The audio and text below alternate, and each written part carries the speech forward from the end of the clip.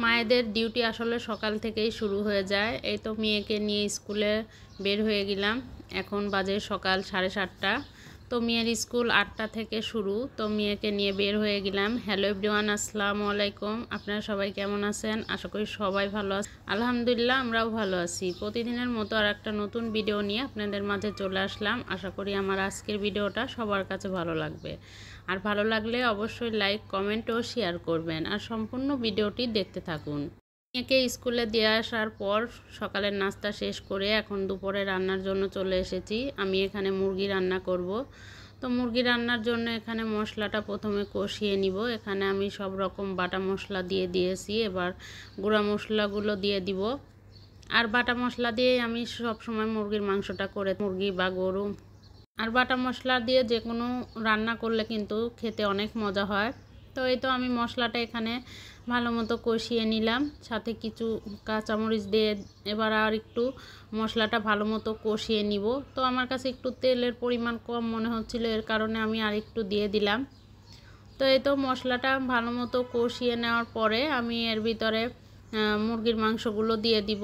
এই তো আমার মশলাটা প্রায় শেষ কষানো। এখন এই যে মশলার উপর দিয়ে তেল উঠে আসছে।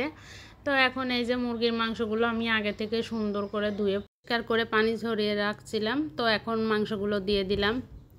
তো এই যে এখন মাংসগুলো দেওয়ার পর মাংসটা ভালো মতো কষিয়ে নিব। এটা কক মুরগি, আর কক মুরগি খেতে কিন্তু বেশ মজাই হয়। তো এরপর আমি এই যে 2টা রসুন দিয়ে দিলাম, আস্ত রসুন। আস্ত রসুনটা আবার আমার হাজব্যান্ড খেতে অনেক পছন্দ করে, এর কারণে আমি 2টা দিয়ে দিলাম। আমি আবার খাই না। তো এই তো এখন মাংসটা অনেক সময় ধরে ভালো মতো কষিয়ে নিব। এরপর এর ভিতরে আমি আলু দিয়ে দিব। আলু ছাড়া তো আমার মনে হয় যে কোনো তরকারি খেতে পারি না, আলু ছাড়া একদমই চলে না। আলুটা দিলে মনে হয় তরকারির স্বাদটা বেড়ে যায়। আর মুরগির মাংস তো আলু ছাড়া একদমই চলবে না।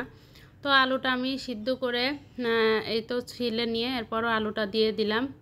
এখন আলুটা দেওয়ার পরে ভালো মতো মাংস আলু কষিয়ে নিব। তো এই তো আমি এখন তরকারিটা আর অল্প কিছুক্ষণ কষিয়ে এর ভিতরে পানি দিয়ে দিব। তো আমি আজকে এই তো মুরগির মাংস আর সাথে আলু ভাজি করব, ছোট আলু কুচি করে ভাজি করে নিব। তো এই তো মাংস কষানো শেষ। এরপর এর ভিতর আমি পরিমাণ মতো পানি দিয়ে দিব। তো পানি দেওয়ার পর ঝোলটা ফুটে উঠলে আমি এর ভিতর কিছুটা জিরা গুঁড়া দিয়ে দিলাম নামানোর আগে। তো জিরা গুঁড়াটা দেওয়ার পর এখন আর একটু সময় রেখে মাংসটা নামিয়ে ফেলবো। তো এই তো আমার মাংস রান্না শেষ, এখন নামিয়ে রেখেছি। এরপর আমি এখন আলু ভাজি করে নিব। ছোট দেশি আলু দিলে কিন্তু খেতেও ভালো লাগে, দেখতেও অনেক সুন্দর লাগে। দেখুন কত সুন্দর লাগছে। তো এই তো মাংস রান্না শেষ, এখন আলুটা ভাজি করে নিব। তো আমি আলুটা কেটে ধুয়ে একটু লবণ দিয়ে মাখিয়ে রেখেছি। এরপর এর ভিতর কড়াইতে তেল, পেঁয়াজ, মরিচ, কিছু আস্ত জিরা দিয়ে একটু ভাজি করে নিয়ে এরপর আলুগুলো দিয়ে দিব। তো এই তো আমার পেঁয়াজ মরিচ ভাজিটা শেষ। এখন আলুগুলো আমি লবণ দিয়ে একটু মাখিয়ে রেখেছিলাম। এখন আলুগুলো চিপে এরপর দিয়ে দিব। তো এভাবে আলুটা ভাজি করলে কিন্তু খেতে অনেক মজা হয়। আর এই ছোট আলুগুলো কিন্তু এমনিতেই অনেক মজা, ভাজি করলে আরও বেশি স্বাদ লাগে। তো এই তো এখন আলুগুলো দিয়ে দিলাম। আলু দেওয়ার পর এখন ভালো মতো ভাজিটা যে আলুগুলো দেওয়ার পর এখন ভালো মতো নাড়াচাড়া করে ভাজিটা করে নিব। তো এই যে আলু ভাজি দিয়ে এখন আর কোনো পানি বের হবে না, আমি পানিটা একদম ফেলে দিয়েছি। আর এভাবে শুকনা শুকনা করে ভাজি করলে তো অনেক মজা হয়। তো এই তো আমার আলু ভাজাটা প্রায় শেষের দিকে।